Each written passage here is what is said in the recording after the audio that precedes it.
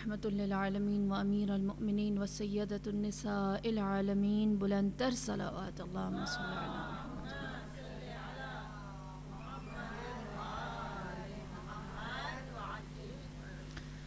اعوذ باللہ من الشیطان الرجیم، بسم اللہ الرحمن الرحیم۔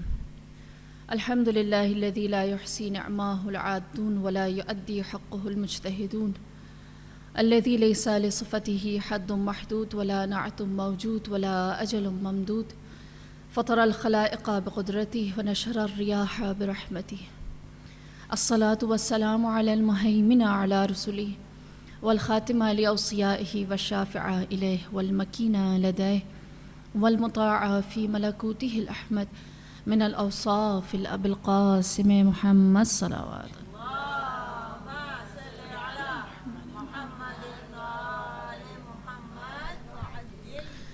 وعلى أهل بيته الطيبين الطاهرين المعصومين المظلومين سيما بقية الله في أرض روحي وأرواحنا الفداء.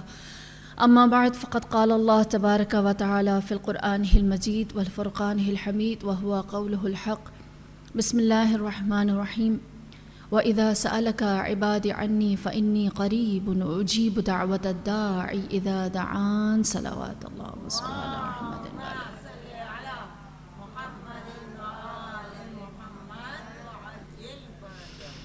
ارشاد رب العزہ، جب کوئی بندہ اللہ کو پکارتا ہے، اللہ سے سوال کرتا ہے، خدا کہتا ہے میں پکارنے والے کی دعا کا جواب دیتا ہوں۔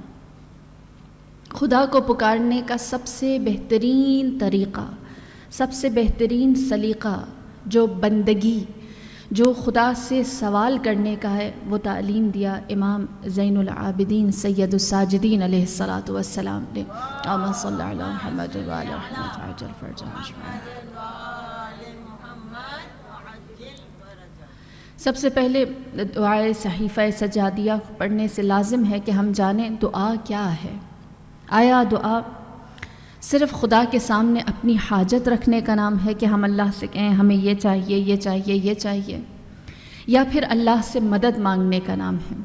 دیکھیے، دعا گرچہ ایک ایکشن ضرور ہے، ایک عمل ضرور ہے، لیکن اصل میں دعا ایک کیفیت کا نام ہے، ایک ایسی کیفیت کہ جب انسان دنیا کی ہر دوسری امید، ہر دوسرے سہارے، ہر دوسرے آسرے، ہر دوسری چیز سے اپنے آپ کو توڑ کر جب اس کیفیت، اس سچویشن میں آ جائے، جان جائے کہ صرف خدا ہے جو دے سکتا ہے، صرف اللہ کی ذات ہے جو عطا کر سکتی ہے، اور جب یہ بات ادھر سے دل سے نکلنی شروع ہو جائے اور صرف اس خدا سے مدد لی جائے، یا اس کے سامنے حال دل بیان کیا جائے، یا اس کو پکارا جائے، یا اس کو یاد کیا جائے، یہ دعا ہے۔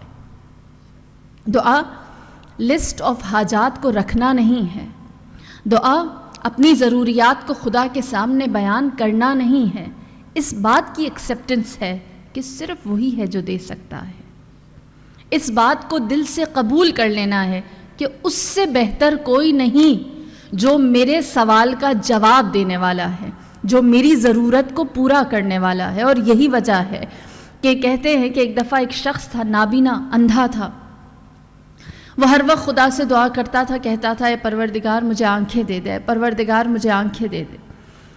ہر وقت دعا کرتا، یہاں تک کہ وہاں سے ایک بادشاہ کا گزر ہوا کرتا، وہ ہمیشہ بادشاہ دیکھتا کہ نابینا ہے، دعا مانگتا رہتا ہے، کہتا رہتا ہے آنکھیں دے دے، سال ہا سال سے گزر رہا ہوں، اتنے عرصے سے دیکھ رہا ہوں، مسلسل ایک ہی دعا خدا سے کر رہا ہے، آنکھیں دے دے، اور اسے آنکھیں نہیں ملتی۔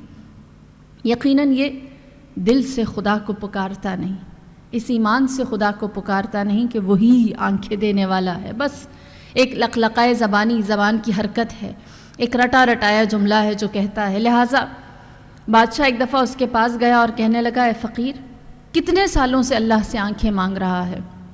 اس نے کہا جب سے ہوش سنبھالا ہے اللہ سے ایک ہی دعا کر رہا ہوں، آنکھیں دے دے، آنکھیں دے دے، وہ نہیں دیتا۔ بادشاہ نے کہا میں جا رہا ہوں سفر پر، جب میں سفر سے واپس آؤں تو تیرے پاس آنکھیں ہوں، اگر تیری یہ دعا اس وقت تک قبول نہ ہوئی، اگر اس وقت تک تو بینا نہ ہوا، میں تجھے مار دوں گا، میں تجھے قتل کر دوں گا۔ اب جیسے ہی اس کو یہ لگا کہ زندگی اور موت کا مسئلہ ہے، اب تو خدا سے مانگ کر ہی رہنا ہے۔ دنیا کا کوئی بھی ڈاکٹر، کوئی بھی معالج، کوئی بھی طبیب، کوئی بھی علاج کرنے والا مجھے آنکھیں نہیں دلا سکتا سوائے اس کے۔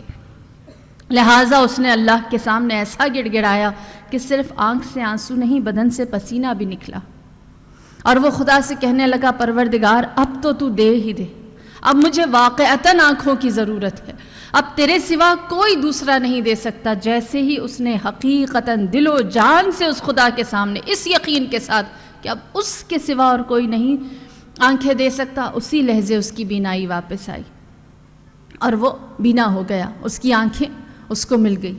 بس دعا ایک عمل نہیں ہے جو کرتے رہنے کا ہے، جو خدا سے پکارتے رہنے کا ہے، بلکہ دعا ایک کیفیت ہے جس میں اللہ کو اپنے سامنے حاضر سمجھ کر انسان اپنی حاجت کو رکھتا ہے۔ بس کسی بھی انسان کی، کسی بھی مومن کی جو دعا خدا کے نزدیک جائے، اسی لیے آداب دعا میں سے یہ ہے کہ سب سے پہلے خدا سے ان چیزوں کا تذکرہ کیا جائے جن کا تذکرہ کیا جانا لازم ہے، جن کا تذکرہ کرنا ضروری ہے، جس میں سب سے پہلے خدا کی حمد ہے۔ اب جانتے ہیں رسول خدا کو معراج عطا ہوئی، قاب قوسین کی منزل ملی، اللہ نے نور جمال اپنا ظاہر کیا، اور جب نور جمال الہی ظاہر ہوا رسول کے سامنے، آپ نے خدا کی ذات کو قاب قوسین کی منزل پر اس کے نور کو دیکھا تو خدا نے کیا کہا؟ اے محمد میری حمد کیجئے، میری تعریف کیجئے۔ قربت الہی خدا کی حمد میں ہے، اللہ کی تعریف میں ہے، اس کی حمد و ثنا میں ہے۔ اسی لیے ہم دیکھتے ہیں کہ جب نماز کا آغاز کرتے ہیں تو سورہ حمد سے خدا کی حمد کرتے ہیں، جب حج کا آغاز کرتے ہیں سورہ حمد سے خدا کی حمد کے ساتھ کرتے ہیں، روزہ افطار کرتے ہیں حمد کے ساتھ کرتے ہیں۔ بہترین عبادت تمام تر عبادتوں میں جو آج تک روز اول آدم سے لے کر خاتم تک ہوئی، وہ ساری کی ساری خدا کی حمد، اس کی ثنا، اس کی تعریف کے سوا کچھ بھی نہیں۔ لہٰذا اللہ کی حمد، اور اللہ کی حمد کس طرح؟ ہم میں سے بہت سے لوگ ہیں جو جانتے ہیں الحمدللہ کہہ دینا اللہ کی حمد ہے، لیکن الحمدللہ کا حق ادا کرتے ہوئے کہنا کیا ہے؟ الحمدللہ کا حق ادا کرتے ہوئے کہنا یہ ہے کہ وہ خدا کی نعمتیں جو اللہ ہمیں دے چکا ہے اس پر خدا کی حمد کی جائے، اس پر اللہ کی تعریف کریں اور کہیں خدایا تیرا شکر، تو نے ہمیں اولاد دی، خدایا تیرا شکر تو نے ہمیں زندگی دی، تو نے ہمیں تن سالم دیا، تو نے ہمیں ایمان کامل دیا، خدایا تیرا شکر تو نے ہمیں کبھی برہنہ نہیں رکھا، کبھی بغیر لباس کے نہیں رکھا، تو نے کبھی ہمارے پیٹ کو خالی نہیں رکھا، تو نے ہمیں بغیر سرپرست کے کبھی نہیں چھوڑا، تو نے ہمارے لیے تمام ہدایت کے اسباب پورے کر دیے، تو نے ہمیں ولایت امیر المؤمنین دی، تو نے ہمیں دیکھنے والی سمجھنے والی آنکھ اور عقل دی۔ الغرض جتنی بھی نعمتیں موجود ہیں ان کا شکر ادا کیا جائے، اور پھر اس کے بعد خدا سے یہ کہا جائے پروردگار جیسا کہ تو دیتا آیا ہے ویسا ہی تو دیتا رہے، جس طرح تو نے عطا کیا ہے اسی طرح پھر خدا کے فضل اور اس کے احسان کو یاد کیا جائے۔ لہٰذا جب آداب دعا جانتے ہوں کہ اس خدا کی حمد اور وہ نعمتیں جو عطا کر چکا ہے، یقین جانیے خدا کی نعمتوں کو اگر یاد کریں، وعدہ ہے اللہ کا لَإِن شَكَرْتُمْ لَأَزِيدَنَّكُمْ، اگر تم شکر کرو گے تو تمہاری نعمتوں میں اضافہ ہو جائے گا۔ خدا نے واضح ایک ڈیل رکھی ہے، شکر کرو، حمد کرو، تعریف کرو، جو دیا ہے اسے یاد کرو اور دوں گا۔ یہ بہت آسان سا فارمولا ہے، بہت واضح سی چیز ہے، اور اس کو سمجھنے کے لیے اگر آپ آج گھر میں جا کے ذرا سا ہوم ورک کریں، ایک پیپر لیں، اس میں 3 خانے بنائیں، پہلے پورشن میں کالم میں لکھیں وہ نعمتیں جو اللہ آپ کو دے چکا ہے، جن کا کبھی سوال نہیں کیا تھا، مانگی نہیں تھی، جو اللہ نے آپ کو عطا کر دی ہیں۔ پھر وہ نعمتیں لکھیں دوسرے کالم میں جن کو کبھی آپ نے اللہ سے مانگا تھا اور آج آپ کو اس کی عادت ہو گئی ہے، آج وہ آپ کے پاس ہے، وہ آپ کی زندگی کا ایک حصہ بن چکی ہے۔ اور تیسرے خانے میں لکھیں وہ چیزیں، وہ حاجات جو آپ اللہ سے مانگ رہے ہیں، اور پھر خود ہی کمپیئر کریں، کمپیریزن کریں کہ دیکھیں پہلی لسٹ میں زیادہ چیزیں ہیں، دوسری میں زیادہ ہیں یا تیسری میں زیادہ ہیں.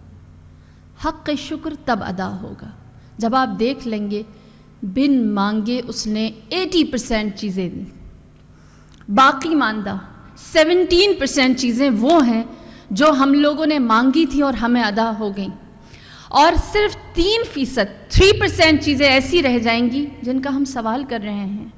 انسان جان جائے گا اس کی عطا زیادہ ہے، اس کا دینا زیادہ ہے، یا ہمارا سوال، ہمارا مانگنا بڑا ہے. بس انسان شکر کی کیفیت میں آتا ہے. لہٰذا یہی وجہ ہے کہ امام صحیفہ سجادیہ میں دعا تعلیم فرماتے ہیں کس طرح سے اللہ سے سوال کیا جائے، کس طرح سے اللہ سے مانگا جائے. دیکھیے پوری صحیفہ سجادیہ شروع سے لے کر آخر تک اس کا ایک متن، ایک طریقہ رہا ہے. جتنی بھی دعائیں صحیفہ سجادیہ میں منقول ہیں سب میں امام نے آغاز اللہ کی حمد، رسول کی رسالت اور اہل بیت پر صلوات کے ذریعے سے کیا ہے.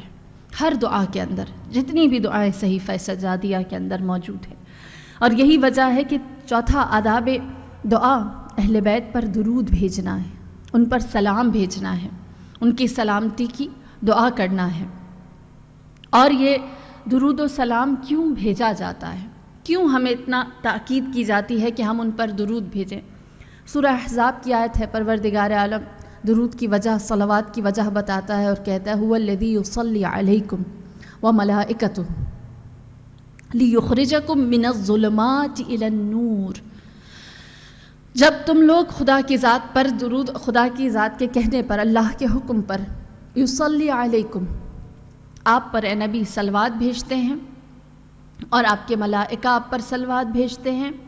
لیخرجکم من الظلمات الی النور، تاکہ تمہیں نور، ظلمات سے، تاریکی سے، اندھیرے سے نکال کر نور کی جانب لے آئیں.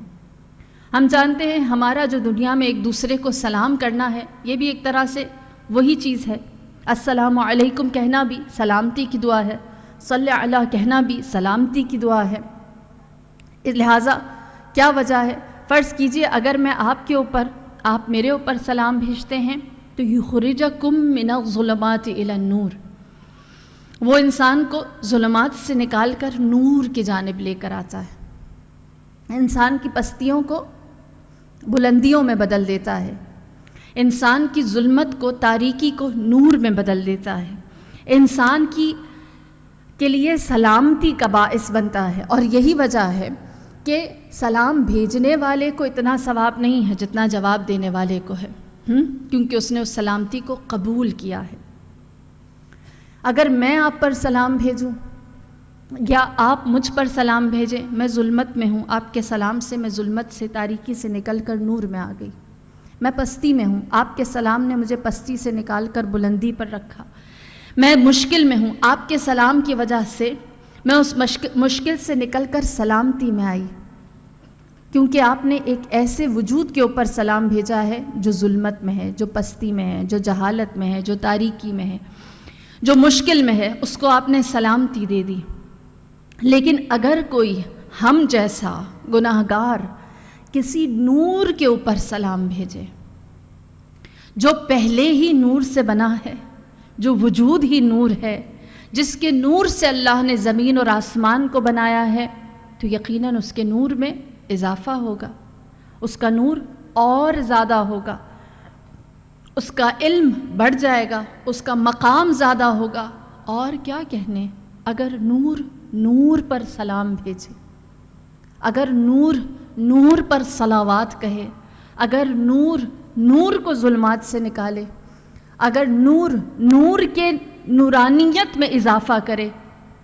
بس امام جو سلام بھیج رہے ہیں، امام جو درود بھیج رہے ہیں، صلوات بھیج رہے ہیں، گویا اہل بیت کے مقام کو اور بلند، ہر صلوات جو جاتی ہے، ہر سلام جو جاتا ہے، ان کے مقام میں بزرگواری، ان کی فضیلت میں اضافہ، ان کے نور میں اضافہ، خدا کے نزدیک ان کا مقام، ان کا درجہ، ان کا رتبہ، اس میں اضافہ اور اضافہ ہوتا چلا جاتا ہے.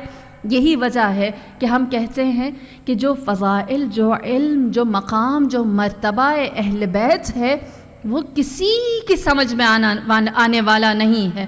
جس طرح رسول خدا نے فرمایا انی سمیت فاطمہ بفاطمۃ لأن الناس فتموا عن معرفتها، میں نے اپنی بیٹی فاطمہ کا نام فاطمہ اس لیے رکھا کیونکہ لوگ اس کی معرفت سے الگ ہیں، جدا ہیں، دور ہیں، لوگ نہیں سمجھ سکتے فاطمہ کیا ہے۔ رسول خدا نے فرمایا اے علی تجھے کوئی نہیں سمجھ سکے گا سوائے میرے اور اللہ کے، اور اللہ اور رسول کو کوئی نہیں سمجھ سکے گا سوائے تیرے، اور سوائے اللہ کے ہم دونوں کو کوئی اور نہیں سمجھ سکے گا، اور سوائے ہمارے کوئی بھی فہم خدا، درک خدا، مقام خدا، فضیلت اور معرفت خدا کو اس درجے پر حاصل نہیں کر سکے گا، کیونکہ وہ مقام، وہ مرتبہ اہل بیت لا متناہی، اینڈ لیس ہے، کبھی نہ ختم ہونے والا ہے، اس میں اضافہ ہوتا رہتا ہے، ہر صلوات کے ساتھ، ہر درود کے ساتھ، ہر سلام کے ساتھ وہ بڑھتا چلا جاتا ہے، جس کی کوئی انتہا نہیں ہے، جس کی کوئی لمٹ نہیں ہے، جس کی کوئی حد نہیں ہے۔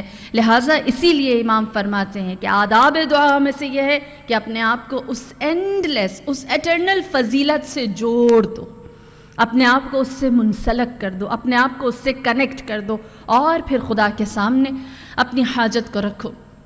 لہٰذا بغیر وقت ضائع کیے پہلی دعا جو امام زین العابدین صحیفہ سجادیہ میں تعلیم دیتے ہیں، فرماتے ہیں اللہم بلغ ایمانی باکمل الایمان، اے پروردگار میرے ایمان کو کامل ترین ایمان قرار دے۔ لازم ہے ہم ایمان کو سمجھنے کے لیے سمجھیں کہ ایمان اور اسلام میں کیا فرق ہے، کیونکہ دیکھیے ہم سمجھتے ہیں جو اسلام لے آیا وہ ایمان لے آیا، جو مسلمان ہو گیا وہ مومن ہو گیا، جس نے اسلام کو قبول کر لیا اس نے ایمان کو قبول کر لیا، جبکہ روایت کہتی ہے کہ ایک شخص امام جعفر صادق علیہ الصلاۃ والسلام کے پاس ایک اللہم صلی اللہ محمد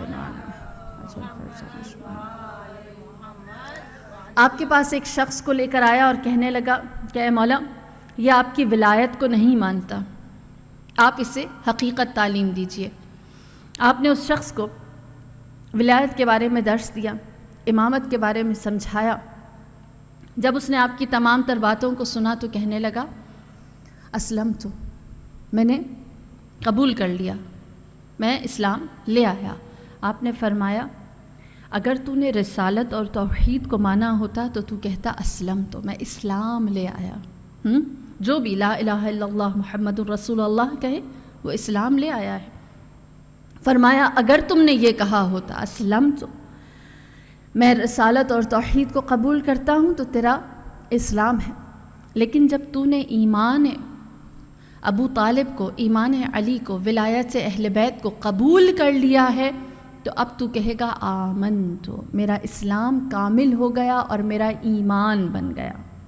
لہٰذا جب تیرا دین، تیرا اسلام کامل ہو جاتا ہے تو ایمان کی شکل اختیار کرتا ہے، اور یہی وجہ ہے کہ ایمان کے کامل ہونے کے لیے جو چیز ضروری ہے وہ یہ کہ ہم اپنے ہر عمل کو خالصتاً الی اللہ کریں۔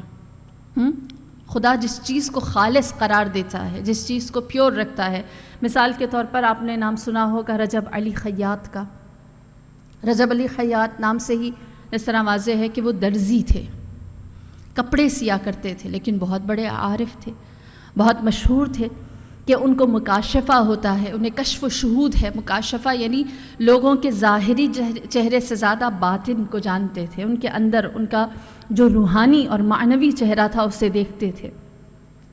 لہٰذا ان سے جب پوچھا گیا رجب علی خیاط سے کہ آپ کو کس طرح سے یہ کشف ہوا، کس طرح سے یہ مقام ملا، تو رجب علی خیاط نے جواب دیا اور کہنے لگے کہ میں درزی تھا اور سوئی دھاگے سے کپڑے سیا کرتا تھا، میں ہر سوئی جو کپڑے کے اندر ڈالتا بسم اللہ کہہ کے نکالتا بسم اللہ کر کے، بس میں نے اپنے ہر عمل کو الی اللہ خالصتاً خدا کے لیے رکھا، اور یہی وجہ ہے خدا انسان کو جو اکمل ایمان کی جانب بلاتا ہے، وہ ایمان جو ولایت، نبوت اور توحید کی شکل میں انسان لے آیا ہے، اس کی تکمیل کے لیے بلاتا ہے۔ ایک حدیث قدسی ہے فمن طلبنی وجدنی، جو میری طلب رکھتا ہے وہ مجھے پا لیتا ہے، ومن وجدنی عرفنی ومن عرفنی احبنی ومن احبنی عشقنی ومن عشقنی عشقته ومن عشقته قتلته ومن قتلته فعلی دیته ومن علی دیته انا دیته.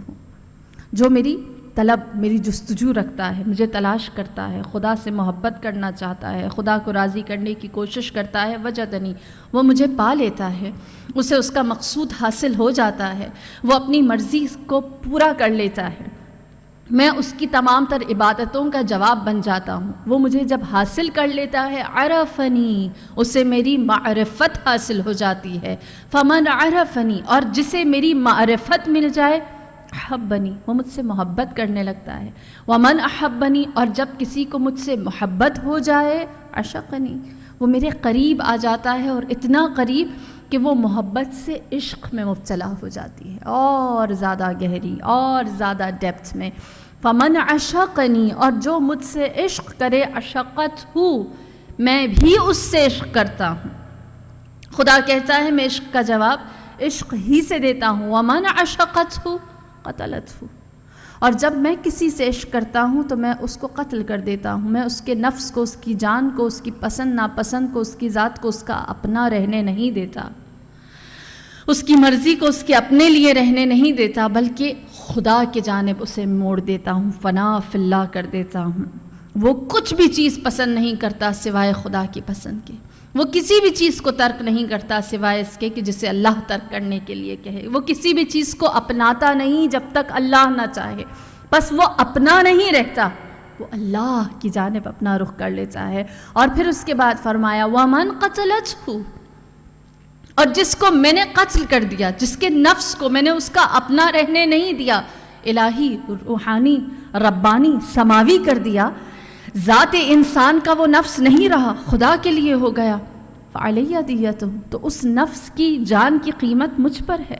خدا کہتا ہے وَمَنْ عَلَيَّ دِيَّتُهُ، اور جس کے نفس کی قیمت مجھ پر ہے، جس کی جان کی قیمت مجھ پر ہے، انا دیتہ، میں خود اس کے نفس کی قیمت دیت بن جاتا ہوں، میں اس کا قصاص بن جاتا ہوں، میں اس کی جان بن جاتا ہوں، میں اس کا نفس بن جاتا ہوں. سمجھ میں آتا ہے کیوں امیر المؤمنین دیکھتے اپنی آنکھ سے تھے، کہلاتی عین اللہ تھی، اپنے ہاتھ سے اسلام کی نصرت کرتے تھے، لیکن وہ ہاتھ کہلاتا ید اللہ تھا. سنتے اپنے کانوں سے تھے، لیکن وہ سنتے تھے جو خدا کو پسند ہے، اور اس سے دور رہتے تھے جو خدا کے لیے ناپسندیدہ ہے، اسی لیے وہ اذن اللہ کہلاتا. چہرہ اپنا سجدے میں رکھتے، لیکن اس چہرے کو وجہ اللہ کہا جاتا. اپنی زبان سے کلام حق کو بیان کرتے، جو خدا کے نزدیک پسندیدہ ترین کلام ہے، لیکن وہ زبان لسان اللہ کہلاتی. دل علی کا تھا جو اس کے سینے میں دھڑکتا تھا، لیکن خدا اسے قلب اللہ کہتا تھا. وجود علی کا تھا جو سراپا خدا کے عشق میں سرشار رہتا تھا، عبادت میں رہتا تھا، لیکن اللہ اسے نفس اللہ، روح اللہ کہتا تھا. بس خداوند کریم انسان کے رگ و پے میں اتر جاتا ہے. اسی لیے دوسری جگہ حدیث قدسی ہے، عبدی اطعنی اجعلک مثلی انا حی لا یموت اجعلک حی لا تموت انا غنی لا تفتقر اجعلک غنی لا یفتقر. اے بندہ میری اطاعت کر، میں تجھے اپنے جیسا بنا دوں گا. عبدی اطعنی اجعلک مثلی، تو میرے جیسا ہو جائے گا. انا حی لا یموت، میں ایسا زندہ ہوں جسے کبھی موت نہیں آتی، جو ہمیشہ زندہ رہتا ہے. اجعلک حی لا تموت، میں تمہیں بھی ایسا زندہ بنا دوں گا. تم مر جاؤ گے، حیات کے دامن سے نکل جاؤ گے، موت کی آغوش میں داخل ہو جاؤ گے، قبر میں اتر جاؤ گے، برزخ میں پہنچ جاؤ گے، لیکن لوگوں کے دلوں سے نہیں مرو گے. تمہارا ذکر ختم نہ ہوگا. ہم جانتے ہیں بہت سی ہستیاں ہیں جو اس دنیا کے دامن سے چلی گئیں. حسین ابن علی سے، رسول خدا سے، حضرت آدم سے اگر شروع کریں تا قیام قیامت آنے والے ہر وجود کو جس نے اپنی روح کو خدا کے ساتھ جوڑ دیا، کنیکٹ کر دیا، ہر انسان حیات دامن حیات سے نکل گیا، لیکن اللہ نے اس کے ذکر کو زندہ رکھا ہے. انا حی لا یموت، میں ایسا حی، ایسا زندہ ہوں جو کبھی نہیں مرتا. جو میرے راستے میں میری عبادت میں میری اطاعت میں چلتا ہے میں اسے بھی مرنے نہیں دیتا، اور میں اس کے ذکر کو باقی رکھتا ہوں۔ وَهُوَ خَيْرُ الْحَامِدِينَ، وہ خدا بہترین حمد کرنے والا ہے۔ پھر اس کے بعد فرمایا انا غنی لا تفتقر، میں ایسا غنی، ایسا بے نیاز ہوں جسے کبھی کسی کی ضرورت نہیں ہوتی۔ اجعلک غنی، میں تمہیں بھی بے نیاز کر دوں گا، تمہیں کبھی کسی کی احتیاج نہ رہے گی، تمہیں کبھی کسی کی ضرورت نہ رہے گی، تمہیں کبھی کسی کے سامنے ہاتھ پھیلانا نہیں پڑے گا۔ اس خدا نے وعدہ دے رکھا ہے، انا اجعل مہما شاکون، میں وہ کرتا ہوں جو میں چاہتا ہوں، جو میری مشیت ہوتی ہے، جو میری مرضی ہوتی ہے۔ تم میری بندگی کے راستے پر، اطاعت کے راستے پر چلو، میں بھی تمہاری مشیت کے مطابق تمہاری تقدیر کو بنا دوں گا، تمہاری مرضی کے مطابق تمہاری زندگی کو لکھ دوں گا۔ جیسی تمہاری رضا ہوگی ویسی تمہاری حیات بن جائے گی۔ مثال کے طور پر خدا کیسے مشیت انسانی کے مطابق اس کی تقدیر کو بناتا ہے، ہم سب جانتے ہیں، مشہور واقعہ ہے، صرف اشارہ کرتی چلوں گی کہ جناب امام حسن و امام حسین بی بی کے پاس آئے اور کہنے لگے ہمارے عید کے کپڑے۔ ہم جانتے ہیں کہ کوئی عید کے کپڑے نہ تھے، کوئی درزی نہ تھا، کوئی لانے والا نہ تھا، کوئی سلوانے کا آرڈر نہ دیا تھا، کچھ بھی نہیں تھا۔ لیکن جیسے ہی بچوں نے سوال کیا، جناب زہرا کے لبوں سے اتنا نکلا، آپ نے فرمایا خیاط درزی کپڑے لے کر آ رہا۔ ادھر لب زہرا سے جو نکلا اللہ نے پورا کر دیا۔ جیسی تمہاری مرضی ہے، جیسی تمہاری رضایت ہے، جو تمہاری خوشی ہے، جو تمہاری مشیت ہے، اس کے مطابق ہم تمہاری زندگی بدلتے ہیں، ہم تمہاری زندگی لکھتے ہیں۔ لوح محفوظ کی تحریر مٹا دی گئی، جبرائیل امین کو خیاط درزی بنا کر ہاتھ میں لباس بہشتی دے کر بھیج دیا گیا کہ جو لب زہرا سے نکلا ہے وہ خدا پورا کرتا ہے۔ اسی لیے خدا کہتا ہے میں جو چاہتا ہوں وہ کرتا ہوں، تم میری بندگی کے راستے پر چلو، جیسا تم چاہو گے ویسا میں کروں گا۔ اور یہ اسلام میں خدا کی ذات میں محبت کی سرزمین پر کوئی نئی بات نہیں ہے، یہ کوئی معجزہ نہیں ہے، یہ اللہ کا وعدہ ہے، یہ اللہ کی جانب سے کیا ہوا عہد ہے۔ اور اس ایمان کے ساتھ کہ خدا ہمیشہ کہتا ہے اذکرونی اذکرکم، میرا ذکر کرو میں تمہارا ذکر کروں گا، تم مجھے یاد کرو میں تمہیں یاد کروں گا۔ خدا ہمیشہ سے یہی ایک اسٹریٹجی رکھتا ہے، روز اول سے، جب سے اس نے زمین و آسمان بنایا ہے۔ وہ کہتا ہے ان تنصرکم اللہ ینصرکم اللہ، اگر تم اللہ کی مدد کرو گے اللہ تمہاری مدد کرے گا۔ وہ واضح طور پر کہتا ہے ان احسنتم احسنتم لانفسکم، اگر تم کچھ اچھا کرو گے تو اپنے لیے اچھا کرو گے، وہ خدا کے لیے نہیں ہے۔ خدا اس کا بہترین جواب دیتا ہے ہل جزاء الاحسان الا الاحسان، کیا نیکی کا بدلہ، کیا اچھائی کا بدلہ سوائے اچھائی کے کچھ اور ہو سکتا ہے؟ کیا تم نیکی کرو اور خدا نیکی نہ کرے؟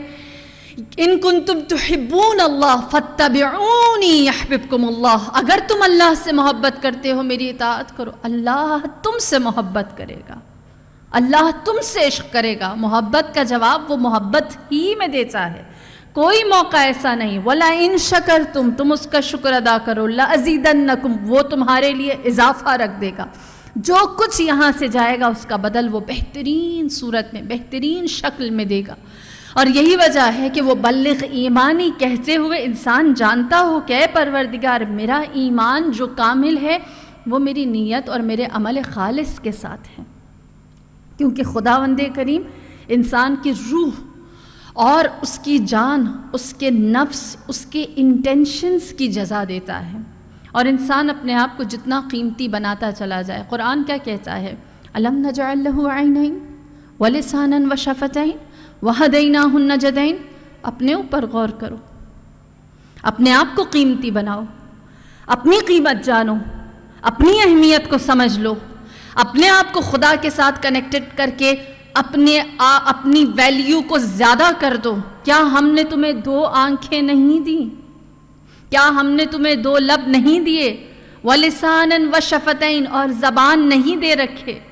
وَهَدَيْنَاهُ النَّجْدَيْن، تمہیں دو راستے نہیں دکھا دیے، عقل دے دی ہے، ان آنکھوں کو کام میں لے کر آؤ، ان دونوں لپس کو اور اپنی زبان کو کام میں لے کر آؤ اور دونوں راستوں کو دیکھو، کیونکہ خداوند کریم میرے مولا ارشاد فرماتے ہیں لا قیمہ للمرء الا بالجنہ، بندے کی کوئی قیمت نہیں سوائے بہشت کے، سوائے جنت کے، اپنی ہر سانس کے بدلے اپنے ایمان کو کامل کر کے اس کے بدلے جنت حاصل کرو۔ نفس انسانی، روح ہے انسانی، جان کی قیمت، ہر لحظہ، ہر پل، ہر لمحہ جو ہم گزار رہے ہیں اس کا بدلہ صرف بہشت، صرف جنت ہے، اس کے سوا اور کوئی قیمت نہیں۔ اور یہ بہشت کیسے ملتی ہے؟ مثال کے طور پر خود کو ارزش خدا کس طرح سے عمل کو لیتا ہے۔ فرض کیجئے اگر میرے پاس ایک، مجھے یہاں کی کرنسی نہیں پتہ، ڈالر، $100 سب سے بڑا نوٹ ہے ڈالرز میں، اس سے بڑا ابھی تک ڈالر کا نہیں آیا۔ فرض کریں میرے پاس $100 ہے، میں آپ سے کہتی ہوں کس کو چاہیے؟ سب اسمائل کر رہے ہیں، اس کا مطلب ہے سب کو چاہیے۔ اس نوٹ کو اگر میں خراب کر دوں، بالکل چڑ مڑ کر دوں، خراب کر دوں اور میں کہوں اب کس کو چاہیے؟ سب کو چاہیے۔ اسمائل نہیں بدلی۔ اب اسی نوٹ کو اگر میں پانی کے گلاس کے اندر ڈال دوں، میں کہوں گیلا ہو گیا، اب کس کو چاہیے؟ سیم اسمائل، سب کو چاہیے۔ اس کو اگر میں مٹی میں گرا دوں، اس کے اوپر ڈھیر ساری ڈسٹ، مٹی ڈال دوں، کس کو چاہیے؟ سب کو چاہیے۔ کیوں؟ کیونکہ ہم جانتے ہیں اس کی قیمت کیا ہے، اس کی ویلیو کیا ہے۔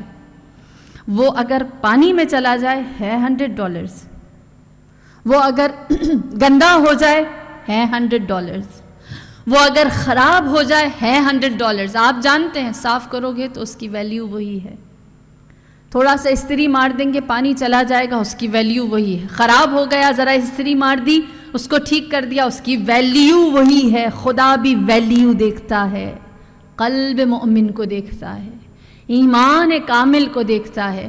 اگر اس کے اوپر گناہوں کی دھول آ گئی تو کیا ہوا؟ اگر اس کے اوپر کوئی لغزش، کوئی خطا آ گئی، خدا جانتا ہے اس کی ویلیو کیا ہے، اس کی ارزش کیا ہے، لہٰذا وہ اس کے بدلے میں ہی جزا دیتا ہے، اس کے بدلے میں ہی نعمت دیتا ہے، اس کے بدلے میں ہی آخرت دیتا ہے، اس کے بدلے میں ہی بدلہ دیتا ہے، اس کے بدلے میں ہی ثواب دیتا ہے۔ لہٰذا اپنی ویلیو کو بڑھائیں، اپنے ایمان کے ذریعے اسے اکمل الایمان، کامل ترین ایمان، جس میں کوئی کمی، کوئی بیشی، کوئی نقص، کوئی عیب، کوئی فلا باقی نہ رہے۔ اور جب ہمارے یہ قدم بڑھتے رہیں اور ہم اسے بہترین ایمان بنانے کی کوشش کریں تو یقین جانیے خدا پھر جانتا ہے اگر خطا بھی ہوگی تو وہ غفور الرحیم بن جائے، پھر وہ ڈسٹ کو صاف کر کے استری پھیر کر ہماری خشکی کو، ہماری تری کو دور کر کے پوری ویلیو کے ساتھ قبول کرتا ہے۔ اور یہی وجہ ہے کہ ہم دیکھتے ہیں کہ کربلا میں بھی ایسے کردار، کیا حر سے بڑا کوئی گناہگار تھا جس نے اہل بیت کے لیے راستہ روکا، ان کے بچوں کے دلوں کو آزردہ کیا، ان کو جنگل دشت میں جانے پر مجبور کیا اور ان کے خلاف اپنی نفرت کا اظہار کیا، امام کو ناراض کیا۔ سر انجام حر نے خود اس بات کو قبول کیا اور کہا ہے مولا میں جانتا ہوں آج آپ کو اس حالت میں لانے والا میں ہوں۔ کیا اس سے بڑا کوئی گناہگار تھا؟ نہیں تھا، لیکن جس نے اپنے قدموں کو ایمان کے تکامل تک چلاتا رہا، قدم بڑھتے رہے تا دم مرگ، آخری لمحے تک اپنے آپ کو ایمان سے ڈٹیچ نہیں کیا، جوڑے رکھا، اس سے کنیکٹڈ رہا، اپنے آپ کو ایمان کی جانب بڑھاتا رہا۔ جب یہ یقین ہو گیا کہ کل ہم میں سے سب زندہ ہوں گے، سب باقی رہ جائیں گے، حسین اور اس کے گھر والے ختم ہو جائیں گے، تو اس وقت حر نے کہا میں اپنے آپ کو جنت اور جہنم میں دیکھ رہا ہوں،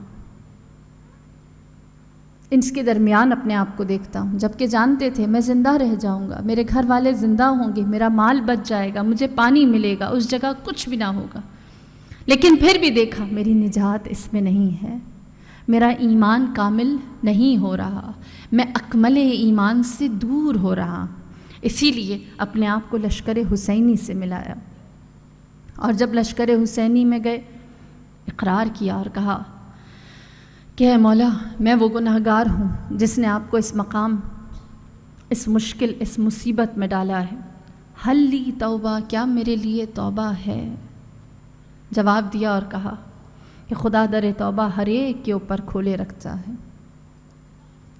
عجیب معرکہ ہے یہ کربلا، اور یہ انسانی فطرت ہے، نیچر ہے انسان کی، کہ جب بھی وہ کسی مشکل مرحلے میں ہوتا ہے تو اسے ماں یاد آتی ہے، جب بھی کسی مصیبت میں پڑ جاتا ہے تو اسے اپنی ماں یاد آتی ہے۔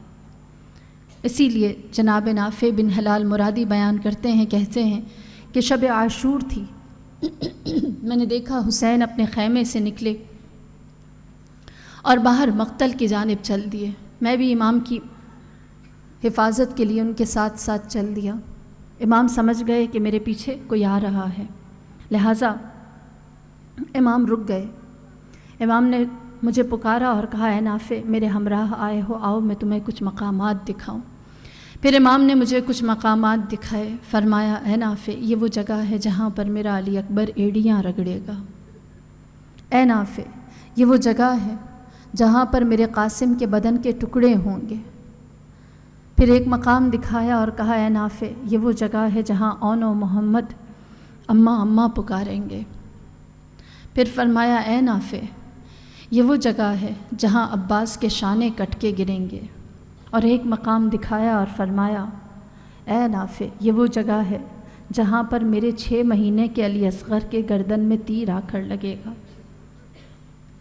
لیکن جب میرے مولا ایک مقام پر پہنچے آپ نے شدید گریہ کیا۔ جناب نافع نے پوچھا، کہا مولا یہ کون سی جگہ ہے؟ جواب دیا اور فرمایا اے نافع یہ وہ جگہ ہے جہاں پر میں زین سے زمین پر آ کر گروں گا، میں ذوالجناح سے زمین پر آ کر گروں گا، اور اس جگہ پر میری ماں زہرا آئی ہوئی ہوتی ہے جو اس زمین پر موجود ہر کنکر، ہر بنجر، ہر پتھر کو دور کرتی ہے تاکہ اس کا لال جب گھوڑے کی پشت سے زمین پر آ کر گرے تو اسے اذیت نہ ہو۔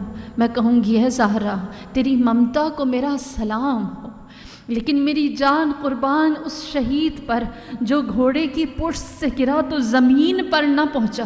زیارت ناحیہ امام زمانہ نے سلام بھیجا اور کہا میرا سلام اس مجاہد پر جو دوڑتے ہوئے گھوڑے سے گرا، اور جب گرا تو اس کا بدن نہ زمین پر تھا نہ گھوڑے کی پشت پر تھا بلکہ تیروں پر، جس کا جنازہ، جس کا لاشا معلق تھا۔ میں کہوں گی اے میری سیدہ بی بی زہرا ہر مقام پر حسین کے لیے تشریف لائیں، لیکن سید الشہداء نے بھی کچھ مقامات پر اپنی ماں زہرا کو یاد کیا۔ جب چاہا زینب سے وداع کریں اور مقتل کی جانب جائیں تو حسین کو ماں یاد آئی۔ جب حسین نے زینب سے وداع کیا اور جناب سکینہ کو آخری دفعہ اپنے سینے پر سلایا تو حسین کو ماں یاد آئی۔ جب حسین لاشا علی اکبر پر پہنچے اور علی اکبر کو ایڑیاں رگڑتے ہوئے دیکھا، اولاد کے غم نے ستایا، حسین کو ماں یاد آئی۔ اور پھر جب حسین کی پشت پر شمر سوار ہوا، خنجر کی 13 ضربتیں پھیرنے لگا، حسین کو ماں یاد آئی۔ اور جب سر حسین نو کے نیزہ پر سوار ہوا اور کوفہ اور شام کے گلیوں کوچوں میں پھرتا تھا، ملاعین اس پر پتھر مارتے تھے، سر حسین نو کے نیزہ سے زمین پر آتا، حسین کی ماں کو حسین یاد آئے۔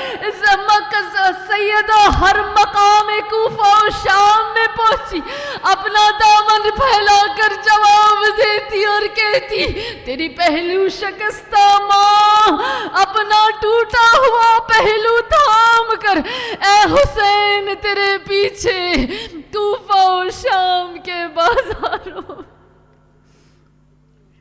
ألا لعنة الله على القوم الظالمين إنا لله وإنا إليه راجعون وسيعلم الذين ظلموا أي منقلب ينقلبون. بسم الله الرحمن الرحيم.